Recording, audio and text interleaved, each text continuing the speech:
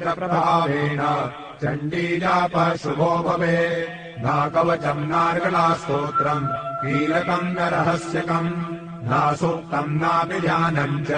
नान्यासो न च वाचनम् कुञ्जिकापाठमात्रेण दुर्गापाठफलम् लभे अधिगुह्यतरम् देवि देवानामपि दुर्लभम् गोपनीयम् प्रयत्नेन स्वयोनिरिव पार्वती